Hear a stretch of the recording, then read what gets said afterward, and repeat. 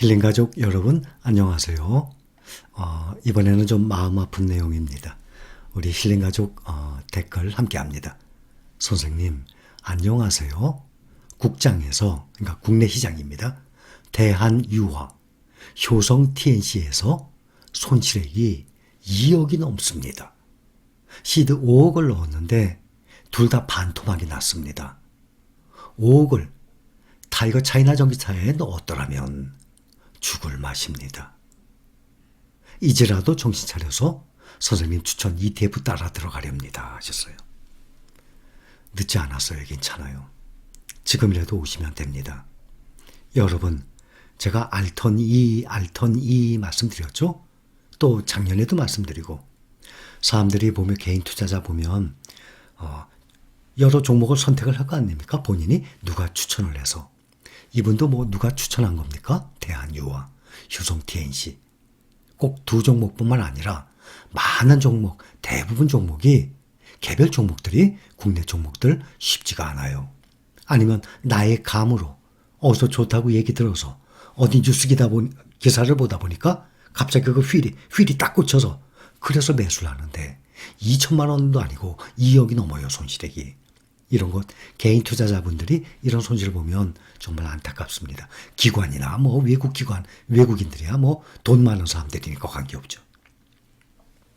알턴이라는 것이 우리가 여러 종목을 투자하고 있으면 대부분 개인 투자자들이 수익이 났잖아요. 그럼 그거는 팔아요. 수익이 더 날 것인데. 그리고 수익이 안 나고 마이너스 난 걸 아깝게 팔지를 못해요. 마이너스 났으니까. 그걸 들고 있어요. 그리고 그게 원금 회복될 때까지 기다리고 있어요. 그 기간이 상당히 오래 걸려요. 제대로 난 꽃이 아니라 잡초였거든요. 그러니 그걸 기다리느니 정말 잘 달리는 말, 좋은 종목에 그것을 올라타는 것이 훨씬 낫습니다. 제가 말씀을 드렸잖아요. 자, 국내에 시장되어 있는 우리 ETF 기준으로 봅시다. 누구든지 네이버에 가서 ETF 눌러보면 나와요. 여기 보면 국내 시장지수 1등부터 20등까지죠. 3개월 수익률 100% 마이너스예요. 어떻게 이럴 수가 있니? 아무리 국내 시장지수를 따라가는 ETF라지만 어떻게 이럴 수가 있어? 1등부터 20개 종목이 모두 마이너스야. 보셨죠? 자, 그러면 이번에는 국내 상장된 해외 ETF 봅시다. 우리가 투자하는 종목들 1등부터 20등까지 모두 플러스예요. 아닌데요? 두 개 마이너스 있는데요? 아 그래요? 어디 봅시다. 차이나 항생테크 10등에 있네. 또 20등에 코덱스 차이나 항생테크. 제가 알턴이 바꾸라고 조금 전에도 제가 좋아요하고 하트 눌러드리는데 어떤 분이 선생님 차이나 항생테크 어떻게 보십니까? 또 달았어요. 제 영상 안 보셨어요? 이런 분들이 이렇게 생긴데도요. 참 아무리 말씀을 드려도 또 신음소리 내야 됩니까? 여기 보면 10등에 차이나 항생테크 20등에 또 차이나 항생테크 둘 다 2.96, 2.80 마이너스죠? 이거는 버리는 잡초입니다. 나머지 보세요. 모두 플러스예요. 1등부터 20등까지가. 그러면 어디에 투자를 해서 내가 번 돈의 5분의 1을 나라에 세금을 내겠습니까? 5분의 1 세금 내면 꽤 큰 것 같아요. 그렇죠? 5천만 원 벌면 1천만 원 세금 내야 돼.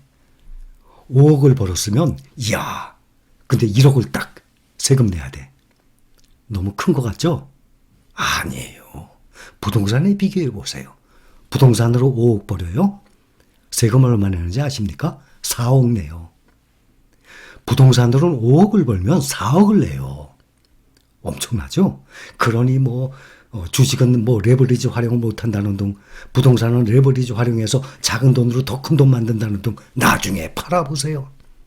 다 세금으로 나갑니다. 제가 그걸 모릅니까? 저는 양쪽 다 하고 있습니다. 그런데 부동산과 주식을 보면 세금 문제에 있어서도 월등히 유리합니다. 수익도 마찬가지예요. 수익 더 유리합니다. 또 관리? 부동산은요. 머리 아픈 거 많아요. 골치 아픈 거. 계속 수리해야 돼요. 세입자하고의 관계도 있어요. 주식이 훨씬 깨끗합니다. 여기 보면 MSCI 모건 스탠리예요. 모건 스탠리 캐피탈 인터내셔널의 이니셜이에요. 모건 스탠리 캐피탈 인터내셔널. 시장별 국가 그러면 우리 대한민국은 아직도 신흥국 시장에 들어가 있어요. 선진국 시장에 23개국이죠. 신흥국 시장에는 27개국 있어요. 우리는 선진국 시장이 아니라 신흥국 시장이에요. 아직도. 그런데 세계 투자 시장 이 자금 흐름이 패시브 ETF라고 있죠. 패시브. 지수별로 비중 들어가는 거. 선진국 그러면은 거기에 비중이 그만큼 더 들어가요. 자동적으로. 패시브로. 그 추종 자금이 선진국 지수를 따라가는 추종 자금이 이 신흥국 거기에 약 6배가 돼요. 만약에 1조를 신흥국 시장에 ETF, 패시브 ETF에 넣는다. 1조. 그러면 선진국 시장은 자동으로 분류돼 갖고 6조가 들어가게 돼요. 그러니 당연히 돈이 선진국 시장으로 몰리게 돼 있어요. 선진국 시장이라고 우리보다 경제적 규모가 더 큰 그런 나라들만 있는 건 아니에요. 포르투갈, 이스라엘, 아일랜드 이런 나라들은 우리보다 경제적 규모가 적어요. 그런데도 선진국 시장에 들어가 있어요. 치사하게. 어쩔 수 없죠. 현실이 그런 것을 또 우리 실린 가족분들 모아가는 종목들 좋죠? 좋은 거 이거 말고도 많아요. 또 말씀드려봐요. 12월 8일 작년에 타이거 차이나 전기차 12월 8일 날 상장했거든요. 그날 똑같이 타이거 글로벌 클라우드 컴퓨팅이라고 상장했어요. 그 종목 괜찮아요. 근데 똑같이 12월 8일 날 타이거 차이나 전기차 함께 상장을 했는데 타이거 차이나 전기차는 벌써 똑같은 날 상장해서 2만 원이 넘어갔는데 타이거 글로벌 클라우드 컴퓨팅은 지금 13,000원대예요. 그러면 우리가 투자하고 있는 미국 테크탑10 훨씬 늦게 4월 9일 날 상장했어요. 그러면 4개월 늦게 상장했죠? 그런데 오늘 전제 보면 딱 저스트 13,000원. 타이거 미국 테크탑10이 4개월 늦게 상장했는데도 13,000원. 그런데도 불구하고 타이거 글로벌 클라우드 컴퓨팅 이것도 괜찮아요.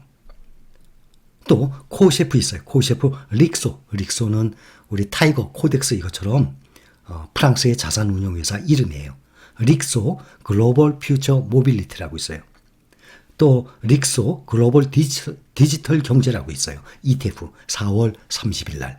이 둘 중에는 글로벌 퓨처 모빌리티가 더 좋아요. 또 코덱스도 스마트 모빌리티 말씀드렸죠? 그것도 좋아요.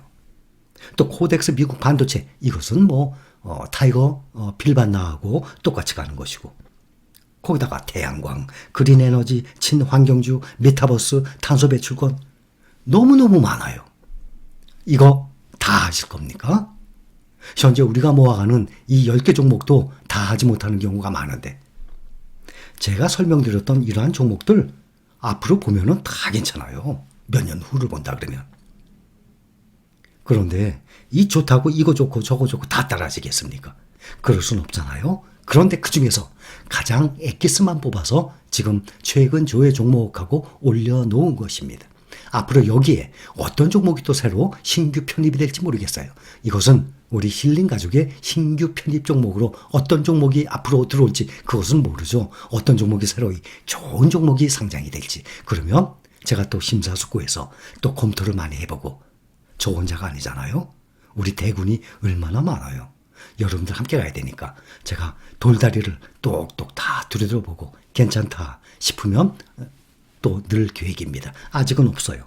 지금 제가 쭉 설명드렸던 종목들 다 괜찮아요. 그런데 여러분들이 이런 건 각자 알아서 하세요. 최근 조회 종목에는 늦지 않습니다. 그래서 맨 처음에 말씀드렸던 대한유와 효성 TNC 이런 걸 한번 보면 예를 들어서 효성 TNC와 SPY를 한번 비교해 봅시다. 5년 동안의 수익률을 보면 효성 TNC 130%, 또 S&P 500, SPY 116%, 5년 동안의 수익률만 보면 효성 TNC가 14% 많네요. 그런데 이 수익률이 더 높다고 무조건 좋은 게 아니에요. 우리가 이걸 보는 이유는 역사적으로 그 종목이 주식이 어떻게 주가가 흘러왔는지 그게 중요하거든요. 꾸준히 수익률이 좀 떨어지더라도 꾸준히 우상향을 하느냐 안 하느냐. 자, 위에 봅시다. 효성TNC 2018년도부터 3년 동안 계속 흘러내렸죠. 그랬다가 작년에는 그랬다가 올 초에 올 여름까지 작년부터 오르기 시작했다가 다시 꺾였어요. 그렇게 해서 130%예요. 3년 동안 흘러내렸다가. 그러나 S&P 500 같은 경우는 나스닥도 마찬가지예요. 필라델피아 반도체도 꾸준히 우상향을 하잖아요. 중간에 보면 밑으로 꺾였죠. 당연히 작년 3월에 코로나 팬데믹 때 모든 종목들이 다 꺾였었죠. 이렇게 지속적으로 수익률이 좀 떨어지더라도 지속적으로 우상향하는 종목을 찾아서 거기에 들어가야 됩니다. 그래야지 발 뻗고 잘 수 있어요. 그래야지 마음이 편합니다. 국내 종목들 중에 대부분은 힘들어요.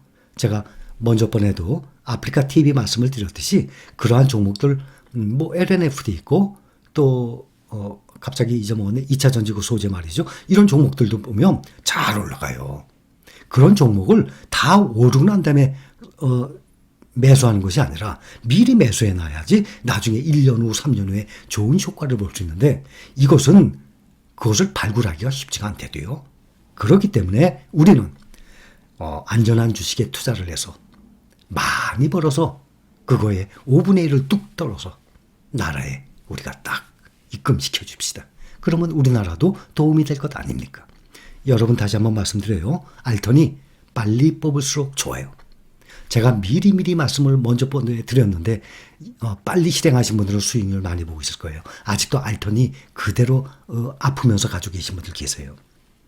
지난 영상에 말씀드렸죠. 그런데 알턴이를 정말 맨 나중에 와서